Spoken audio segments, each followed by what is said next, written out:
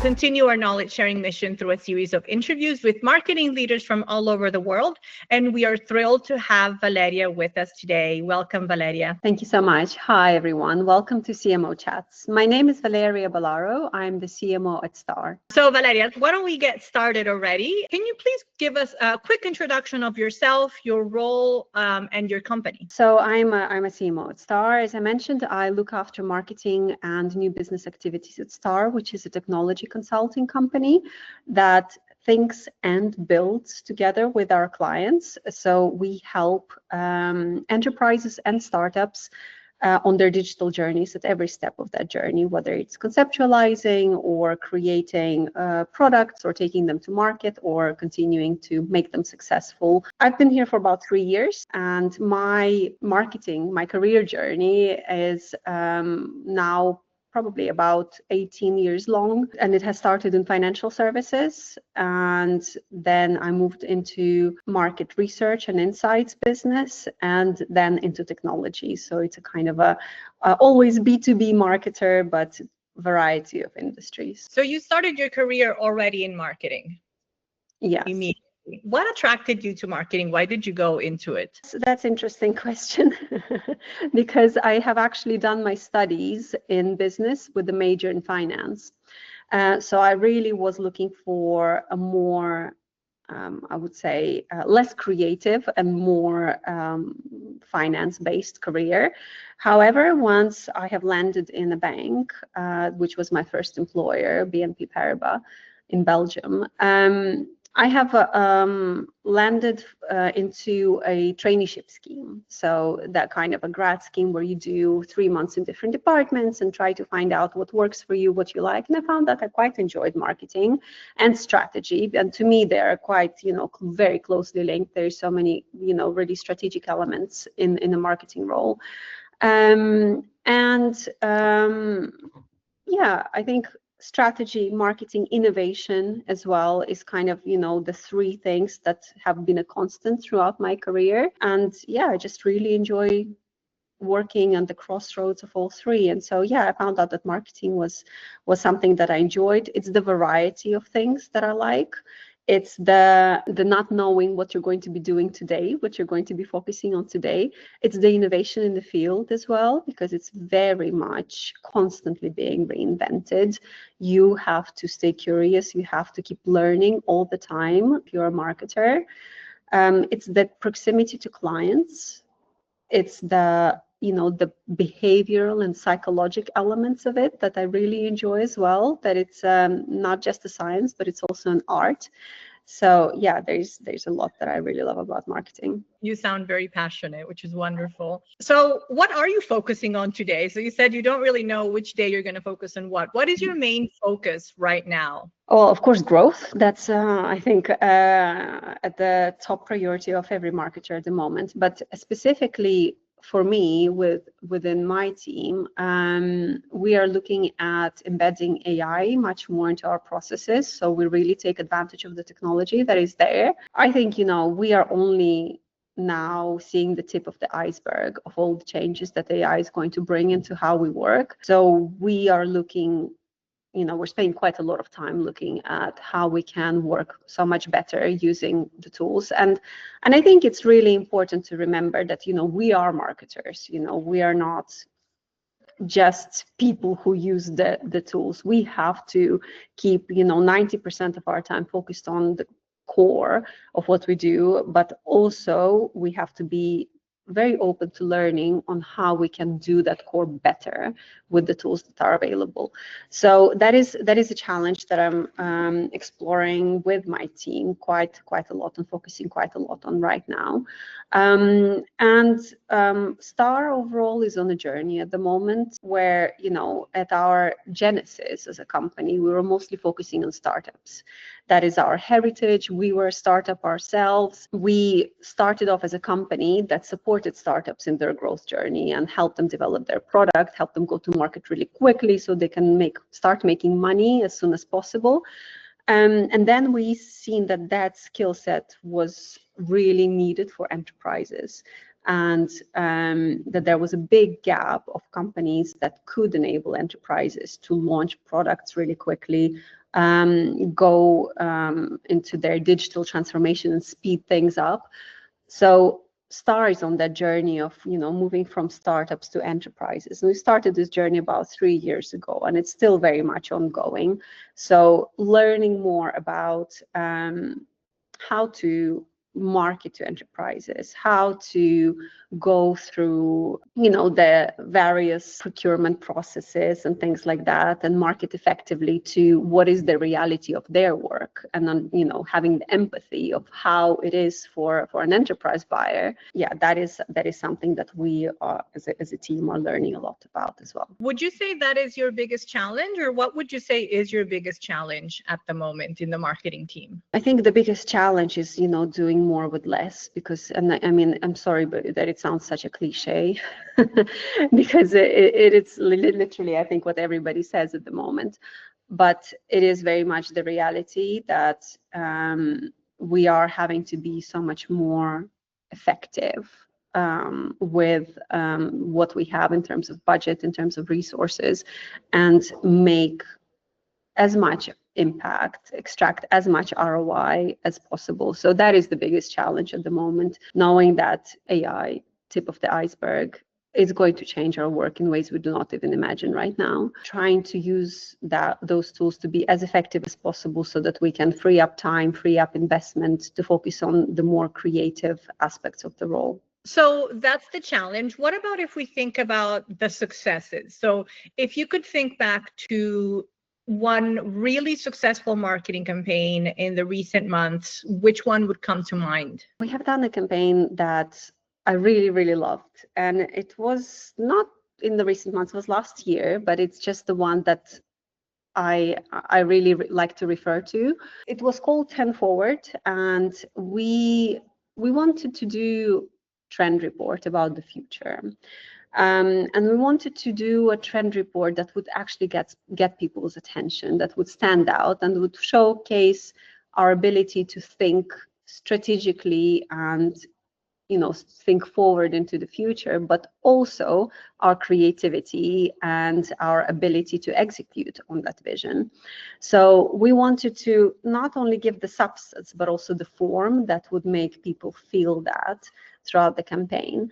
So instead of releasing a trend report, we have created, I think, the best way to describe it is a video game. It's an immersive experience where we are presented with 4 futures of the world, and we can select the future that we believe in, right? So filling out a questionnaire, a number of questions based on your own beliefs of how certain things are going to evolve, you land in one of the 4 versions of the world. And either it is a kind of, high technological advancement, high prosperity world, kind of a utopia, where we're very much focused on the human well-being and things like that, or it's a kind of a cyberpunk world where things have gone somehow very wrong, but we still have this like a lot of technology that is kind of dominating our lives. Or for example, a post-apocalyptic world where things have gone really, really badly. There is no more technology, there is no more prosperity, people are very much just trying to survive. And the 4th one, we called it Bloomfield. So it's a kind of a world where, we have taken a step back from technology and been really mindful only about keeping the things that improve the human experience, but not those that dominate it, and really prioritizing personal connections, time in nature, and things like that. And seeing under those 4 scenarios, how would the world evolve? And we have 4 verticals that we service within Star. So we explored each of those 4 verticals under those world scenarios. So for example, automotive, how would automotive industry look like if you are in a cyberpunk world or if you are in a Bloomfield world? So, and that was really, really interesting, that was so fun to work on as well, and create, those very visual environments that people could walk around and explore the world ahead of them. That was one of my favorites. Were you using this during conferences and trade fairs? We use it at trade shows. We spoke about it at CES this year when some of our team attended the conference. We have also hosted our own events with some of our clients representing the industries that we serve and sharing innovations that they're working on and their views of the future, where world might be in 10, 20 years from now. So yeah, we try to amplify it across a number of channels, and events being one of them. So while we're on the topic of events, there's a number of things that go into an event, obviously different from smaller ones if you're having smaller roundtable type to larger ones. But overall, how do you measure the ROI after an event? Typically, we look at the number of meetings we've had with within our target accounts. So that would be the typical way that we would measure an event. We have a list of sort of tiered accounts that we're looking at, and we're just trying to get as much face time with them as possible. So we would look at how many meetings we had, how many meetings have had follow-ups, how much pipeline we have opened. So we're looking at quite commercially driven ROI metrics to look at event success. And how do you track the impact of those events on the pipeline and lead generation? Yeah, so we will look at the people who we have met at the events, and we will follow that journey and see if there's the initial meeting that has happened at the event, if that has led to follow-up meetings, if that had led to pipeline creation, if that's led to closed deals. We will attribute that to the event and calculate ROI in that way. Obviously, you know, this does not capture everything, because there's also benefit to our brand to be at an event, but this is what we focus on because that's what we can measure really reliably. Yeah, I feel like now there's so many things that people are measuring going into and out of events. So I've heard of return on intent, I've heard of return on emotion. So a number of things that people are measuring rather than just the pipeline. But in the end, what you need is the pipeline to be able to then leverage, you know, more budget to have more events. What would you say is your biggest challenge when hosting your own events? The ability to do enough of them, because events are so time consuming and they need investment to do them well. I would say that is my biggest challenge. I would love to do more, and I would love to do bigger events. In some of my previous roles, working with companies that were much, much larger than Star, we could do, you know, 2-day conferences where 1,000 clients would turn up and things like that. And I do miss that a little bit, because I love being able to organize really big events that, you know, really impress people, and where each detail is thought through, and you can activate your brand through an event like you can through no other channel. So I really, really love events. Having more ability to invest into that area would be a huge benefit. Let's go back to Star a little bit. So how does Star stay ahead of its competitors? Star has quite a unique niche that it takes in the market. We are a technology consulting that also builds. We are a company that thinks and builds with our clients. I would call it a consult to build model. We're not a pure play management consultancy. We don't just advise and create a strategy, but we're also not just a product development partner, because we don't just build products, hand them over and go away. So we have a kind of a long-term relationships with our clients where we help them understand and solve challenges, you know, whether it be how is AI going to impact my operations, or, you know, I am already a market leader in my niche, how do I stay a market leader in my niche?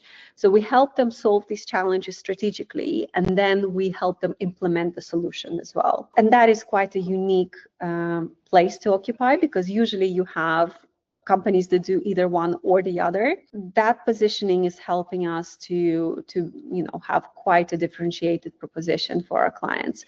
But also what we are doing to communicate that to our client base is really reinforcing our technology credentials, really showcasing our thought leaders, our experts within the company, their technical expertise, because they're so smart. They're so good at what they do. And that is, you know, another differentiator that our clients tell us, that when they are working with us, they're so impressed with the people and they love having star people work as a part of their team. So it's a feedback that we're getting constantly, but it's quite hard to communicate that as a marketer, because who is going to say, oh yeah, our people are so average, they're not very good. So everybody's going to say their people are amazing. So, you need to show that, not say that, in a way that people would trust. So that is something that we try to do to really create that credibility. I have a couple more questions. We'll go through them quickly, because I'm looking for short answers or one-word answers. So in your opinion, what does the future of marketing look like? I don't have a one-word answer to that, but it's sorry. I think the future of marketing is very technology enabled. I think marketers need to work more and more with the CTOs, with the CIOs. This is the new dynamic duo, the CMO and the CTO. I think marketing is certainly moving into much more technology enabled function. And I think those people who are curious to learn about the technology are the ones who are going to be who are going to stand out in the future, because the old ways of doing things are just going to put you at disadvantage. So that is sort of my thoughts on the trajectory of it. And for my last question, I do need a one-word answer. If you could describe the role of a CMO in one word, what would that word be? To me, that would be curiosity. Love it. Why?